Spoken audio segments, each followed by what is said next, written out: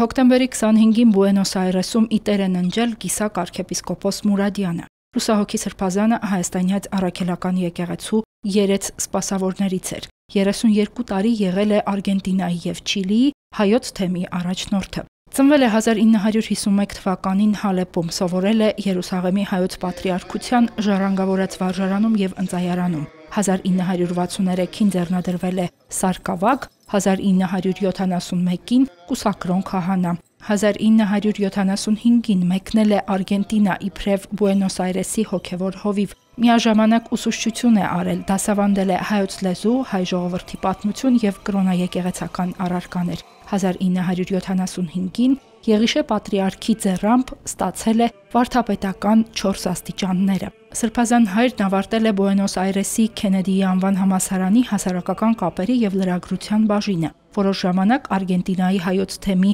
առաջնորդական փոխանորդն է եղել, ապա առաջնորդական տեղապահը։ Երջանկահիշատակ Թորգոն պատրիարք Մանուկյանի ձեռամբ ծայրագուն վարդապետի աստիճան էր ստացել նույն տարում էլ, Վազգեն առաջին հայրապետի ձեռամբ ձեռնադրվել եւ ոցվել եպիսկոպոս։ Արքության պատվի արժանացել էր 1996-ին երջանկահիշատակ Գարեգին առաջին հայրապետի սրբազան կոնդակով։ Կիսակ Սրբազանը 2 անգամ ընտրվել էր Արգենտինայի քրիստոնեական եկեղեցիների հանձնախմբի նախագահ։ Սրբազանը նաև աշխատություններ է թարգմանել, այդ թվում Մաղաքիա arczepiskopos Օրմանյանի Ծիսական բառարանը, Վազգեն Վեհափառի հեղինակած Սուրբ Պատարագի մեկնությունը։